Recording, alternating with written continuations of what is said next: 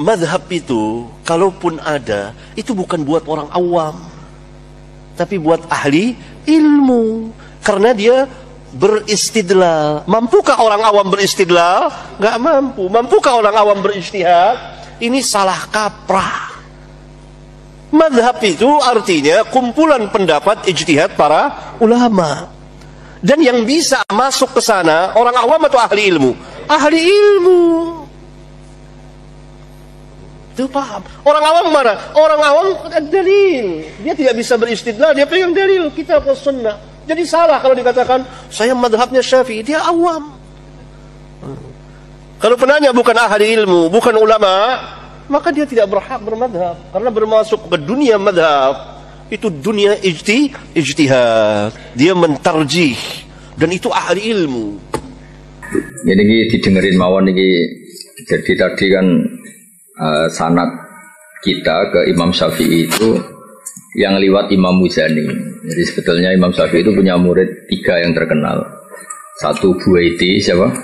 Buaiti, 2 Muzani, 3 Robi. Cuma kebetulan yang mentadwin, yang membukukan, mendokumentasi itu namanya Imam Muzani. Sehingga sanad-sanad fikih kita ke Imam Syafi'i itu lewat Imam Muzani. Ya ini bukan kebetulan, tapi alhamdulillah ini ada Pak Rektor Undip biar tahu bahwa tradisi dokumentasi sebelum ada di kampus-kampus itu dulu pertama itu malah langsung Allah Subhanahu wa taala. Jadi Allah itu punya sunnah. Misalnya kita ini berbuat sesuatu, selain ditulis Raqib Atid, itu terdokumen di Lauh Mahfuz. Masih terdokumen di sistem tubuh kita, di sidik jari, di sistem tubuh kita. Jika nanti ketika di akhirat itu al-yawma nakhtimu ala afwahihim, mulut ditutup, terus wa tukallimuna aydihim. Yang lapor ke Allah itu tangan-tangan kita, karena sistem tubuh kita sebenarnya merekam apa yang pernah kita perbuat. Berarti sudah kelihatan dokumentasi itu 3. Malaikat Raqib Atid terdokumentasi lagi di Lauh Mahfuz, di sistem tubuh kita. Terus plus di catatan yang nanti diberikan ke kita. Ini loh perilaku kamu, kelakuan kamu. Jadi dokumentasi itu penting. Nah dulu Imam Syafi'i itu punya murid yang terkenal itu 3. Yang lainnya cerdas mungkin atau tidak suka nulis, tapi terkenal namanya Imam Buaiti.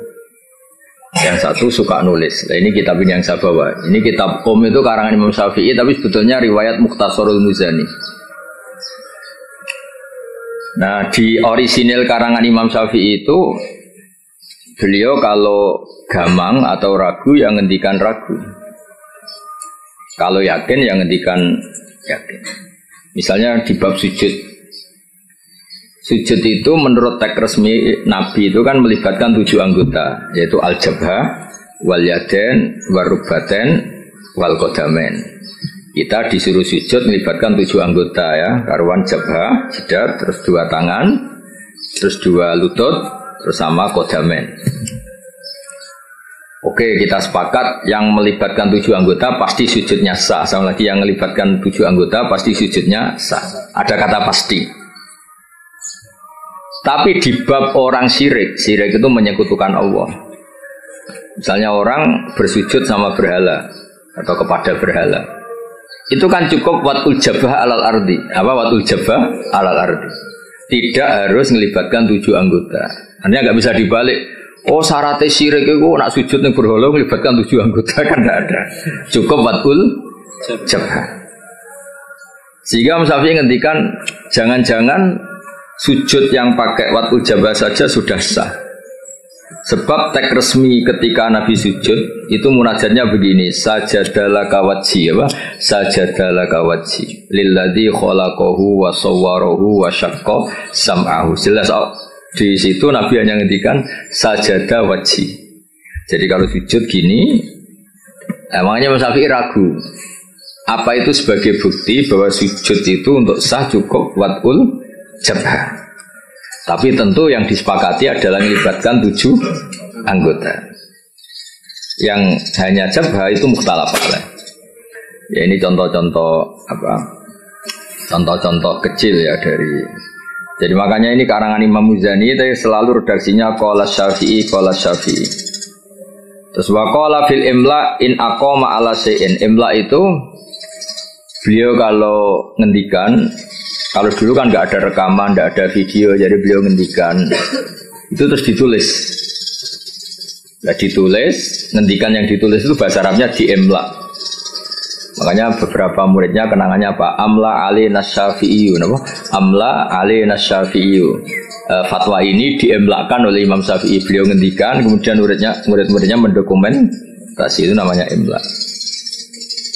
Ya, jadi supaya sampai tambah tahu apa asal usul mazhab Syafi'i.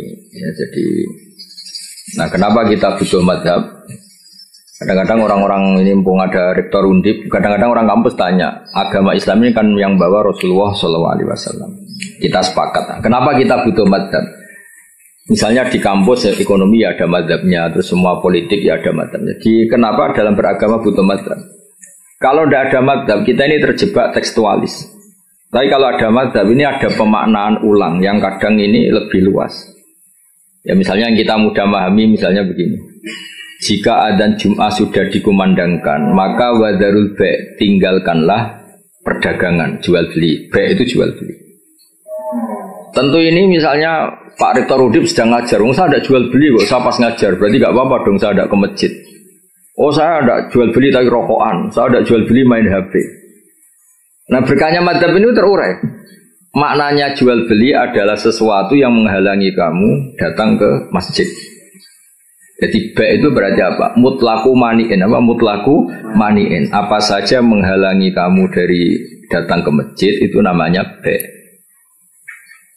Kamu berpikir ba' di sini maknanya adalah apa? Pengganggu orang datang ke masjid. Maka main HP ya pengganggu, makan ya pengganggu, tidur, aktivitas lainnya.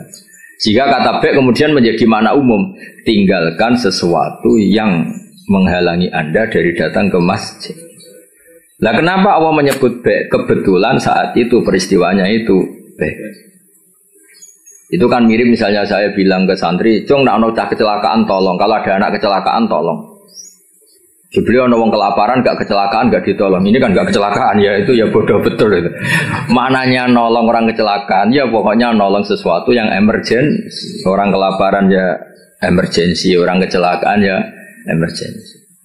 Pak Haris tak pecat dari Mahatali juga emergency karena terus gak punya status dia. Kasihan sudah miskin gak punya status kan nanti pulangnya malah kayak dukun Haris. Jadi nah itu akhirnya kita butuh mazhab karena kita butuh pemaknaan seperti itu. Kalau enggak ya kita tekstualis. Kalau enggak kita tekstualis. Makanya kita ini menolak paham tekstualis itu karena menjadi sempit. Ya, karena menjadi apa? Sempit. Ya, contoh tadi apa? Wadarul ba', apa? Wadarul. Kemudian adzan Jumat juga sama. Ketika adzan dikumandangkan, ini kan ada problem tafsir karena adzan zaman Nabi itu hanya sekali. Ya, ketika khotib sudah di atas apa? Mimbar. Di era modern, terutama orang-orang NU, adzannya kan dua kali. Ya, tentu kita sepakat yang dimaksud ayat itu adzan kedua kalau di konteks NU, karena itu yang terjadi zaman Nabi.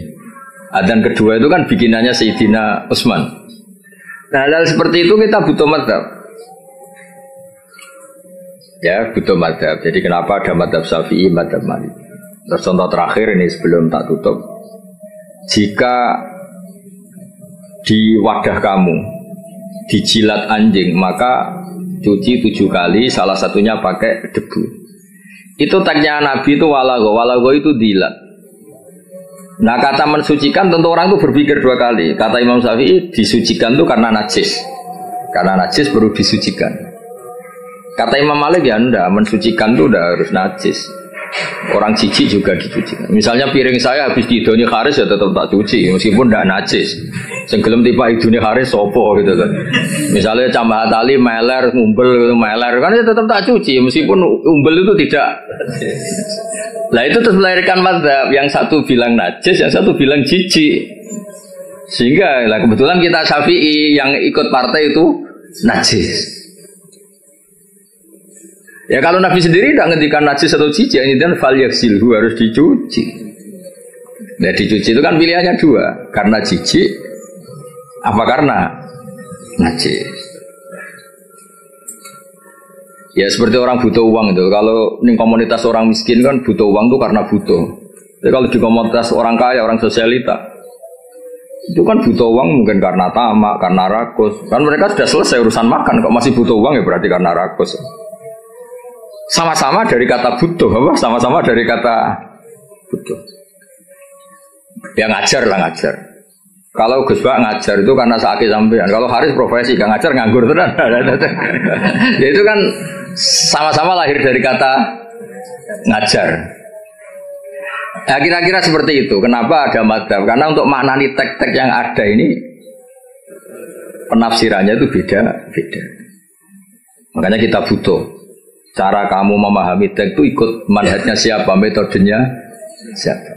Nah kalau metode Imam Syafi'i ya tadi fal yaghsilhu diartikan karena anjing itu najis. Imam Malik enggak ya karena menjijikkan. Ya sama tadi meninggalkan B itu transaksinya halal. Tapi kenapa harus ditinggalkan? Karena sekarang sudah B yang mengganggu Jumatan. Berarti semua yang mengganggu semakna dengan B. Kamu bisa ikut partai min itlaqil ba'di wa iradatil qul atau ikut partai qiyas. B mengganggu, berarti semua mengganggu sama dengan B. Maka tidak boleh melakukan aktivitas yang mengganggu datang ke Jumat. Jadi bisa mintorikil qiyas, bisa mintoroki min itlaqil ba'di wa iradatil atau tidak pakai itu semua, pakai nurani model Jawa kan ra iso mikir. Ora iso mikir ya ora iso mikir, tapi justru iso mikir malah barokah karena terus ngerti. Nah ape Jumatan niku aja dagangan. Mesti dia paham, ojo dagangan itu ojo melakukan sesuatu yang mengganggu. Ya itu kan otomatis ya sama misalnya. Kalau ada tamu kasih makan, pakai mangan tok, kayak ngombe sereten. Maknanya keimangan kasih sesuatu yang tamu ini menjadi nyaman. Termasuk kebutuhannya ya mungkin minum, tisu atau apalah. Termasuk menyediakan kamar mandi. Karena apa? Makan itu ibaratun an hajatil insan. Apa ibaratun an hajatil insan. Makan itu adalah kebutuhan manusia. Padahal kebutuhan tamu tidak hanya makan, ya makan, minum, MCK macam-macam. Nah itu terus lahirlah madzhab. Kenapa lahirlah apa? Madzhab. Terus di Balaghah disebut min itlaqil ba'di wa iradatil qul. Makanya Quran sering bilang Allah itu suka waruka'is sujud. Masa iya sholat hanya rukuk dan sujud?